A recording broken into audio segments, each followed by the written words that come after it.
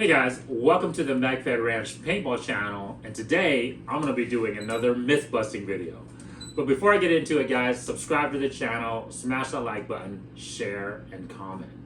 Alright guys, today's video is going to be a good one. It's also going to be a very lengthy, but I think very detailed video as well too, because I'm going to be breaking down a lot of different things on this particular subject guys.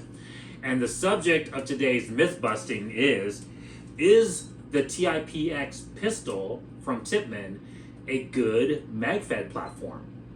Okay, not only to start with, but just in general to play with. Okay, guys.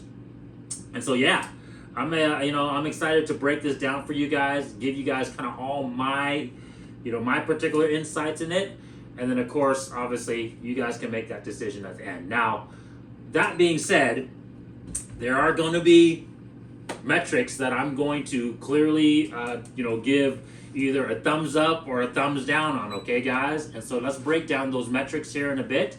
But first, I want to start with the criteria of our test, okay, guys? As like, what is the purpose of these metrics that I'm going to break down for you guys? And the key is that the criteria is this marker a good marker for a Magfed, right? Because you guys know I'm a Magfed paintball play proponent, right? Like I'm trying to push for Magfed paintball, and specifically first strike shooting Magfed paintball events, games, rules, whatever. Okay, guys, the whole just Magfed with first strikes. Okay, guys, specifically, and so that's going to be the basis of my criteria.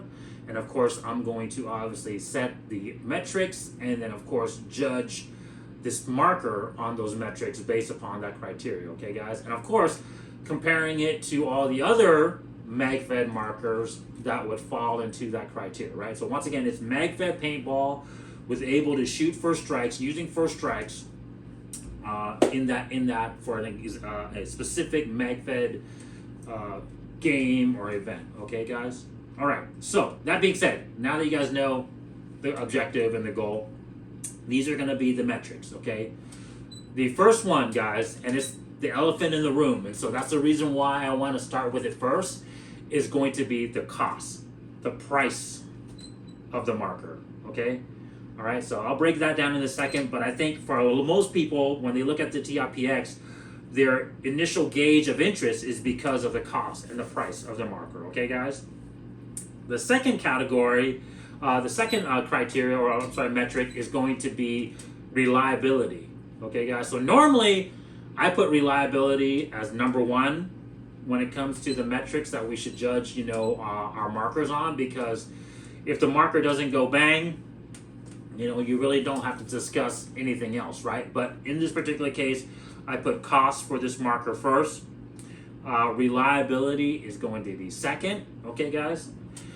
Number three is going to be my favorite thing about Magfed, guys, is modularity, okay? Or how easily modifiable or even how capably, modifiable is this marker setup, okay?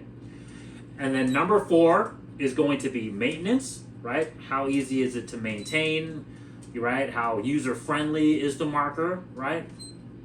And of course, the very last, but also not least, topic metric is performance, right? How accurate is it? How efficient is it, right? Right? How all the things. How consistent is it?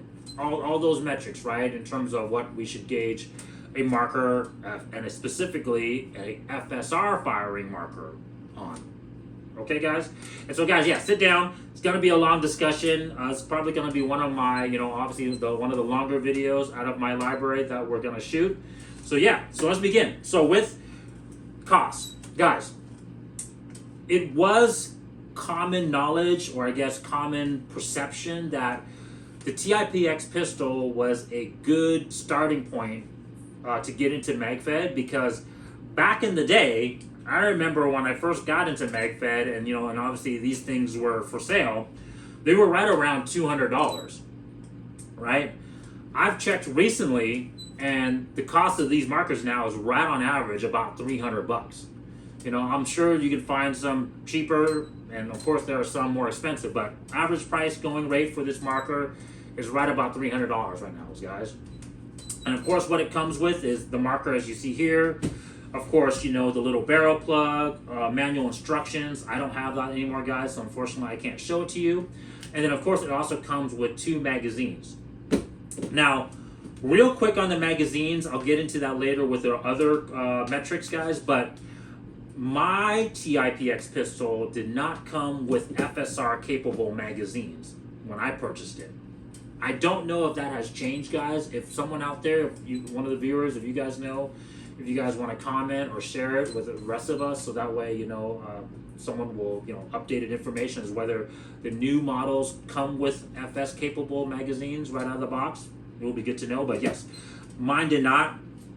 I had to purchase these separately, guys, okay?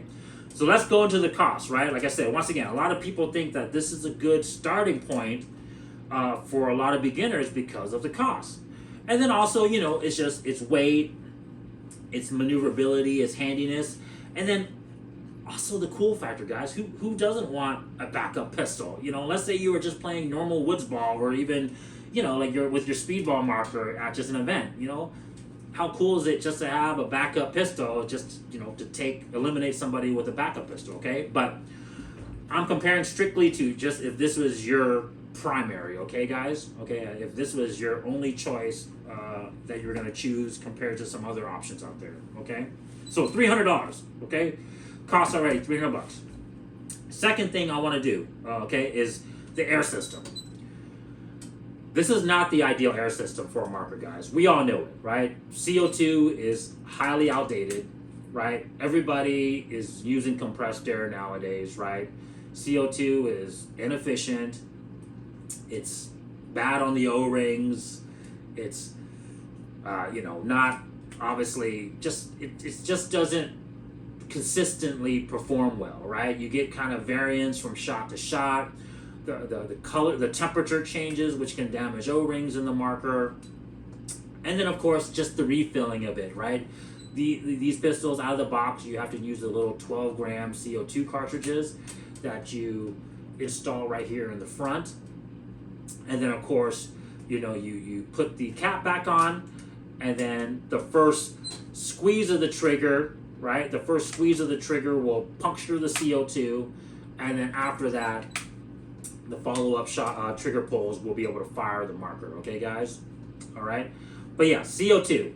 I mean, unfortunately, that is going to be a thumbs down, just because, like I said, CO2 is an outdated system. It's just, compressed air by far is great, okay? So that leads me into, like I said, the cost. I'm not going to go into the features of some of the negativities or positivities in terms of, I'm just going to focus kind of more on the cost in this particular criteria, metric, guys.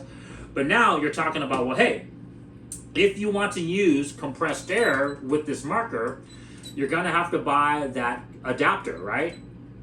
The compressed air adapter that installs right back here on the rear of the marker.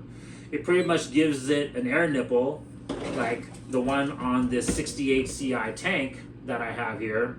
It'll literally have a nozzle similar to that on the back of the marker here, which at that point, then you can install an air tank with a hose onto the back of the marker, and now you can use compressed air. But now we're adding to the cost, right? Last time I checked, this setup here with the hose, you know, of course, if you get the quick disconnect cool one like I have here from Valken, that's going to add to the cost. But just roughly, right, this setup is going to add you another $200 to your setup. And so now you're going to have to add $200 to the cost of this $300 marker. That's going to make it $500. You're going to have to add the cost of the little adapter, which is only 25 bucks, but still, now we're at $525, guys, for just being able to use compressed air with this marker, okay? You know, getting it up to some of the other competitors out there, T15, you know, EMF 100, right, M17, right? Even, you know, if you want to talk about TMC, but that's, you know, that's a different marker that's not capable of shooting at first strikes, right? But anyways, just to get that feature, so now the TiPX is going to be just as usable as those other markers. We're at $525 already, guys. now, okay? Okay, so now we have a magazine-fed marker that's using compressed air, and we have a tank to be able to do that, okay? Second part though, now we have to be able to make it first strike capable, right? Because out of the box, as you guys are aware, it comes with a breech that only allows round ball, right? Guys, go check out that video I shot about the Scony or Killjoy breech, but the factory TiPX pistol doesn't allow first strikes. And so now you're talking about having to pick up a separate kit, right? I have the Tippmann long range conversion kit here, or their long ball kit, right, to be used with first strike. And of course, it's very complete. It gives you a new breech, which, you know, is definitely a good breech, right, guys? It's not like the Scony or the Kill House one. It's definitely Magfed worthy.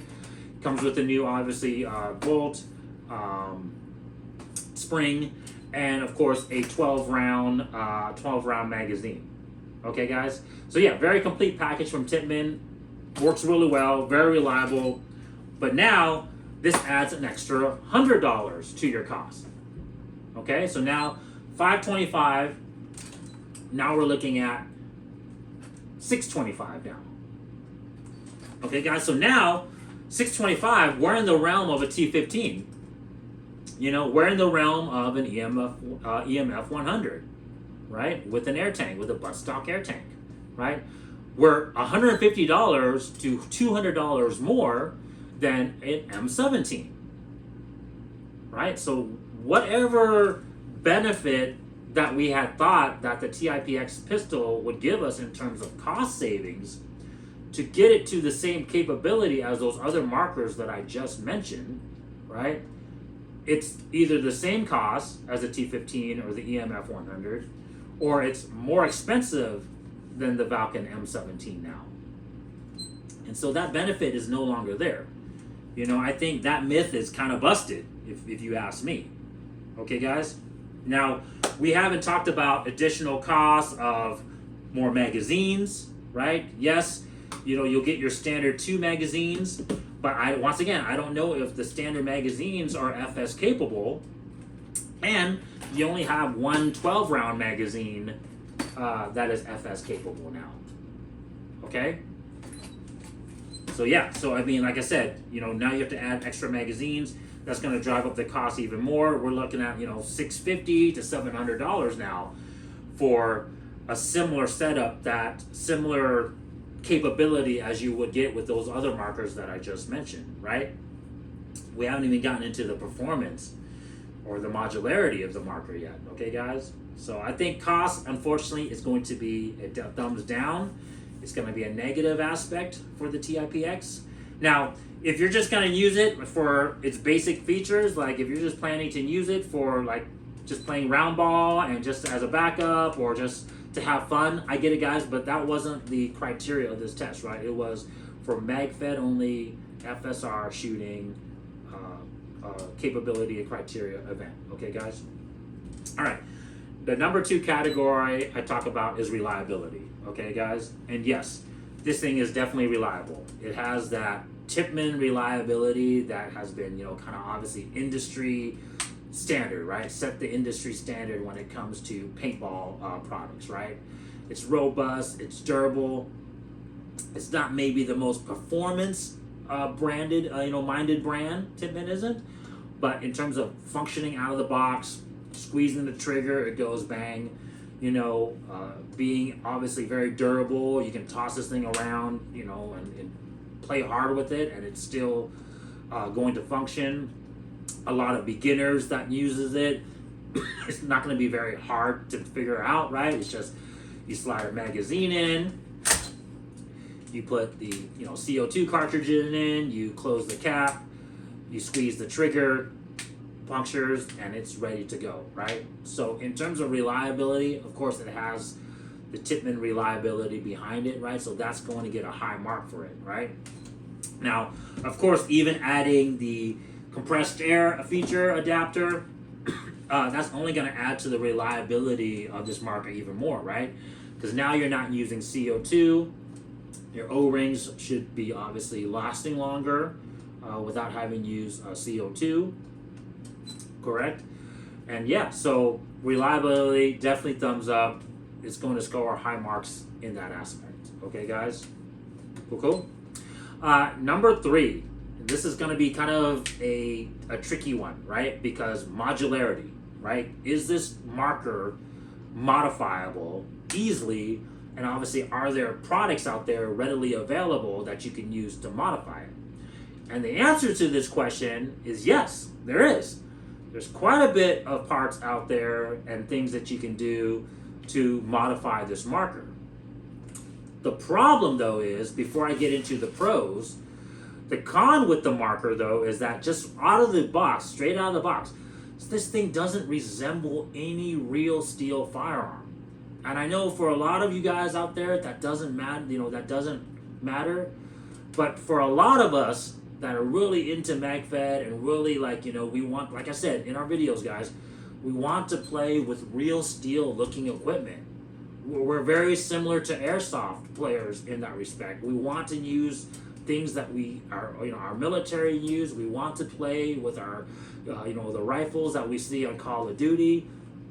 I get it, guys. It's like LARPing, right? Live action role playing. What we want to do. That's what's so enjoyable. We get to use markers that look like the real rifles that we own or that we can shoot, or like I said, that we see in video games or our military use. And the TiPX falls really short of that. It doesn't resemble anything. It literally looks like a toy gun or a space gun.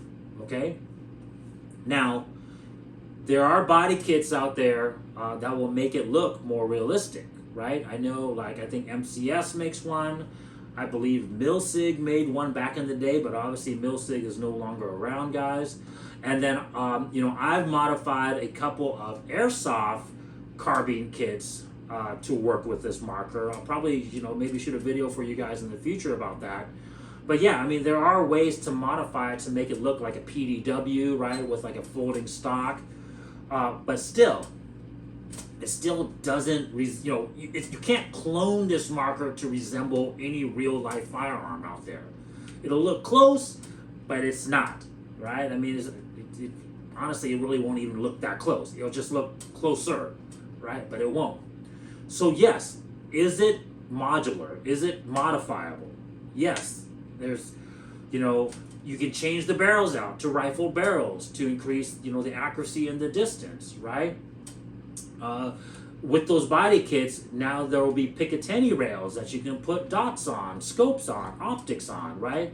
It'll even hold like extra magazines, right? It'll have places to hold extra magazines.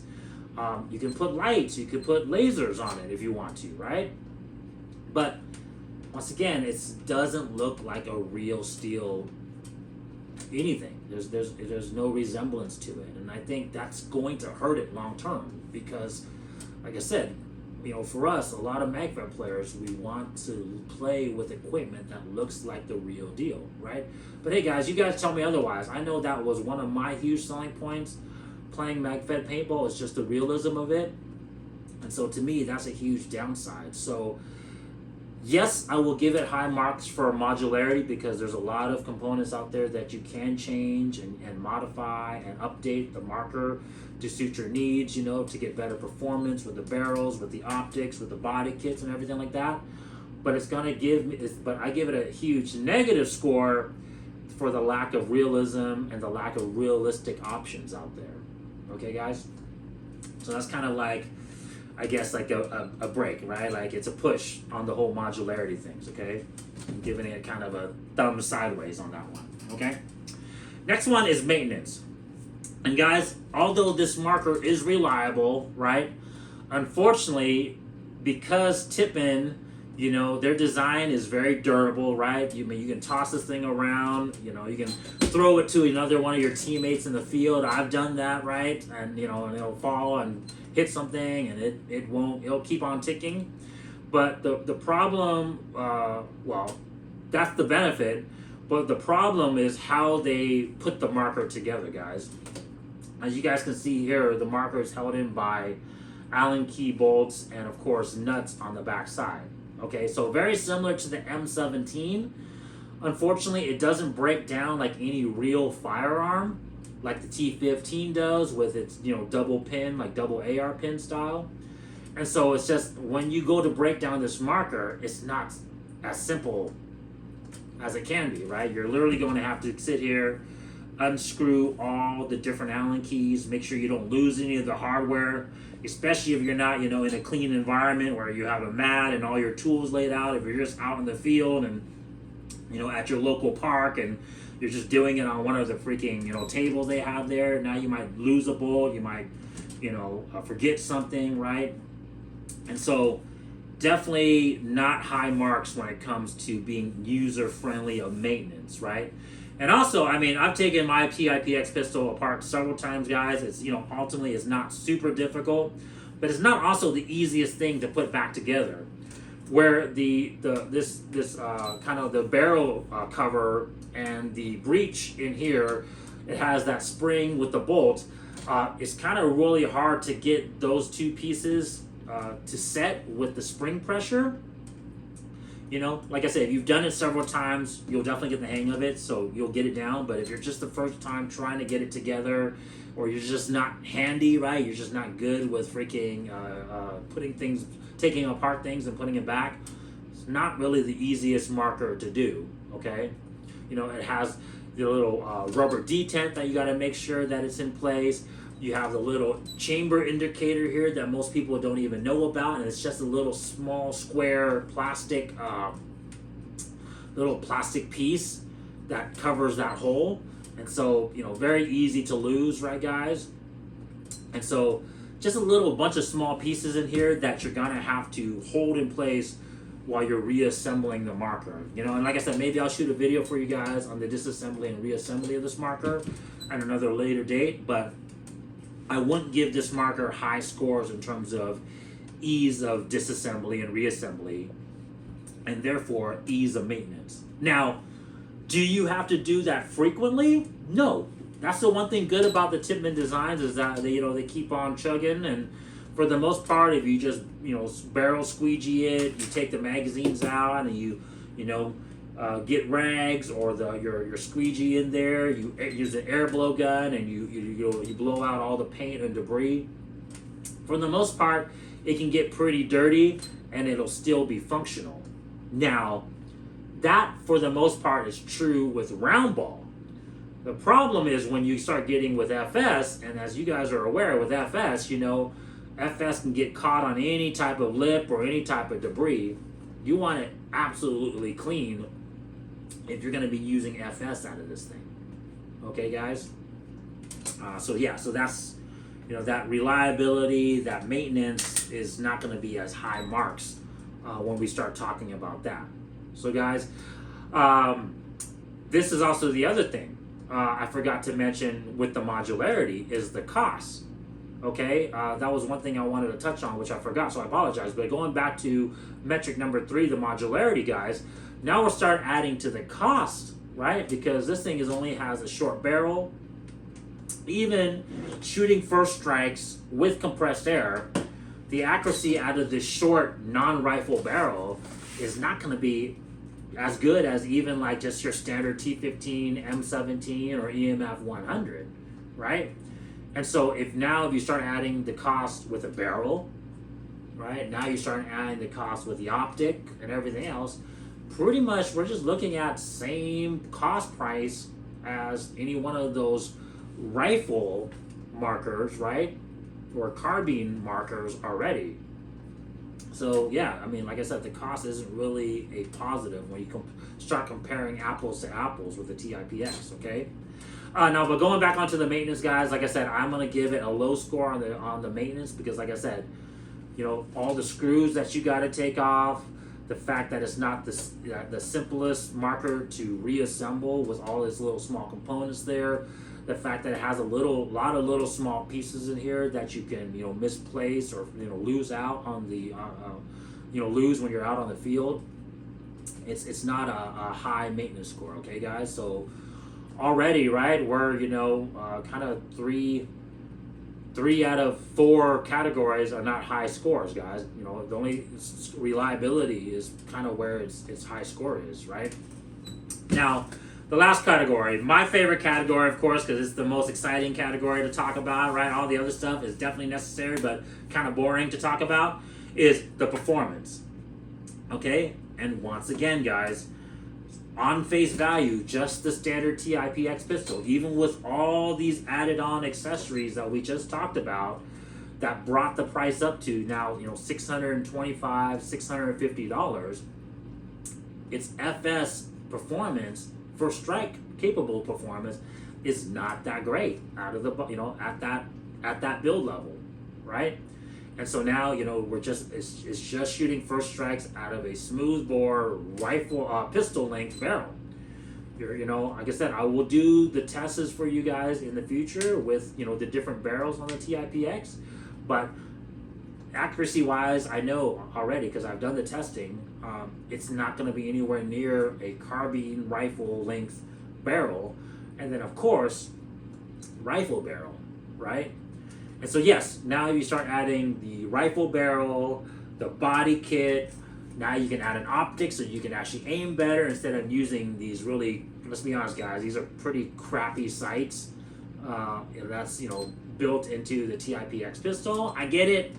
When paintball manufacturers were designing their paintball markers, guys, they weren't thinking first strike. They weren't thinking like, oh my god, this thing can potentially be super accurate more than a normal paintball. And so they didn't really put a lot of thought and insight, foresight into the sights or the optics. But first strike really changed the game, guys. I mean, those rounds allow us now to zero our markers, to hit people at distances that we never thought were capable before, right? And of course, we need optics to increase that probability of hits, right? Whether that's the rifle barrels, match grade ammo, optics, better triggers, right? All those things will lead us to better groups, which in essence leads to better hit potential, right? Hit probability. And so once we do that with this marker, yes, but now we're adding to the cost.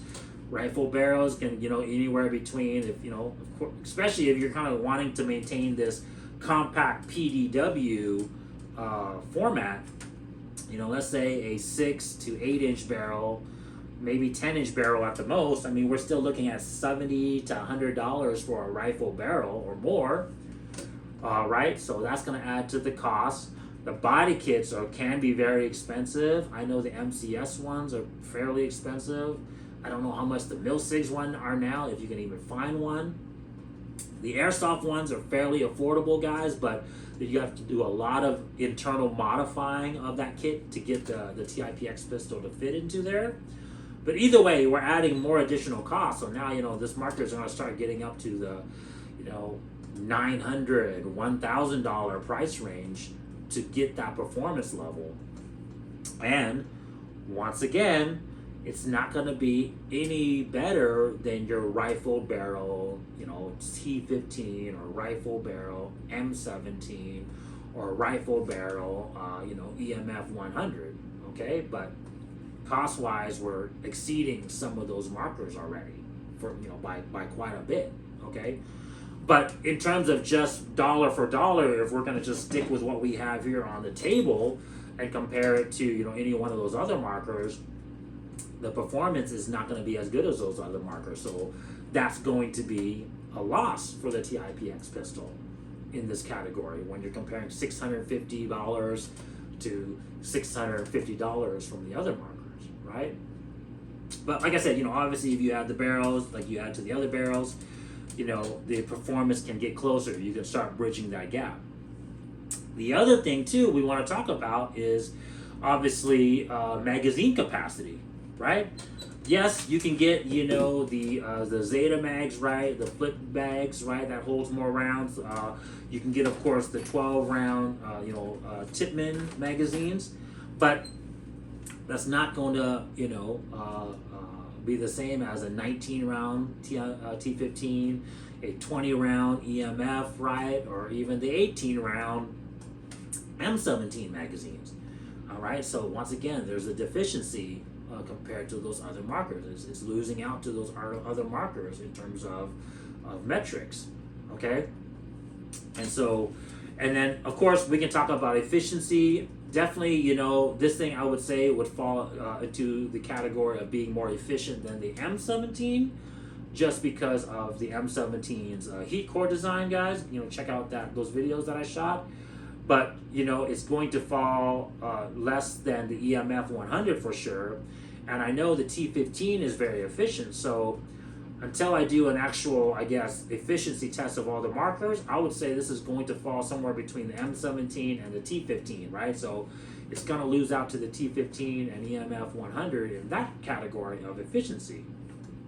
And then I know from just my shootings, you know, testing with just CO2, obviously I will have to do an actual test with you guys on the compressed air, but I know the consistency from shot to shot with this marker is not as good as those other markers.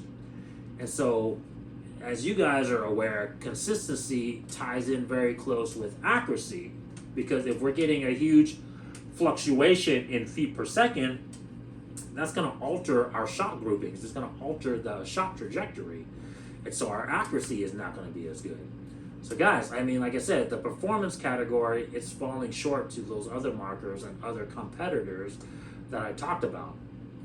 So guys, that was the 5 categories, right? So 1, we got price.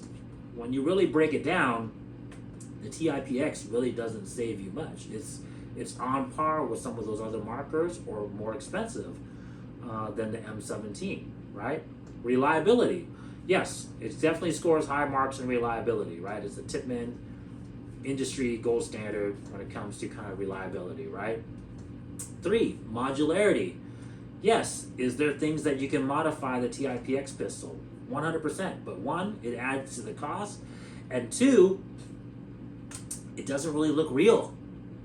To me, that's a huge negative, right? You know, like if I get a T15 or an M17, as you guys can see, we can really make realistic looking markers with them, right? So that's, to me, is kind of a push, but you know, me personally, that's kind of a negative, that it doesn't look like the real steel stuff.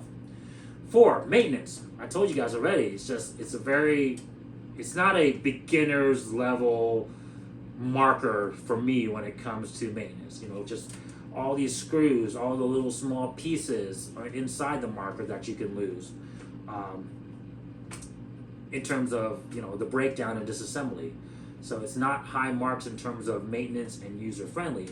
However, it's robust, it's durable. You don't have to maintain it as much as maybe some of the other markers, but still scores low marks in terms of actually, you know, performing the maintenance, okay? And then lastly, of course, is performance, guys. And like I said, it falls short in that category as well. You know, it won't perform as well, even with all the mods that, you know, the other markers are capable of. It's going to be deficient in its mag capacity. It's going to be deficient in, obviously, its you know, consistency. And so, yeah, you know, and if you're building a PDW marker with it, the barrels are going to be shorter, which is obviously not going to give you as good as accuracy as some of the carbine or rifle or even DMM or sniper setups, right? So guys, you know, that's all categories. My personal score, I guess my score for this test would be, you know, no. This is not, to me, a good platform for a Magfed FSR platform. You know, that we want to play at Magfed only FS shooting events. Okay, guys, or a gameplay, or if we ever start a league or a tournament like that where it's just strictly Magfed first strike shooting markers, not a good platform. Now, I'll end it on a positive note. What is this marker great for? It's great as a backup, guys, right? If we just keep it as a standard pistol, don't try to make it to something that it's not per se, right? Even just using the CO2, shooting first strikes, right? It's gonna be more accurate than most standard paintball markers because of the first strike capability, especially if you add just kind of a short first strike rifle barrel to it, and it's still consistent enough to shoot 21 to 25 rounds, right? So you're going to be able to shoot 3 magazines worth of first strike, you know, or 2 12-round magazines worth of first strike. and so it's just great as a backup, you know. If you want to play primary with it as well too, definitely in very fast run and gun, you know, close-up CQB engagement type of gameplay, you can definitely use that. I think this is where it will shine, just because of the maneuverability, the angles, the speed at which you can, you know, engage your targets in those type of scenarios. That's where I think this marker will shine. Even with just round ball, right? Because at those close distances, we're talking feet now, or even like, you know, few yards, not, you know, multiple digit yards. This pistol can shine because of its capability in those close distances and its maneuverability, right? But once again, guys, you know, the problem with that is that now you're limited in magazine capacity. You know, you're gonna have to change CO2 cartridges out on the field. But yes, if the two type of situations, I would say that this marker will shine will be backup roll, and of course very close CQB type of gameplay engagements. Okay, guys, this, you know, what I recommend. And I get it, guys. There are exceptions to the rules. I know there are players out there that play very well with the TiPX, even at, you know, at greater distances. But I'm just talking as a general rule of thumb, guys. That would be kind of the two roles or situations that you would want to use this marker in. Okay, guys. Hey guys, ultimately at the end of the day, take all this information, you guys make your decision, but if you like this video, subscribe to the channel, smash that like button. Check you guys later. Peace.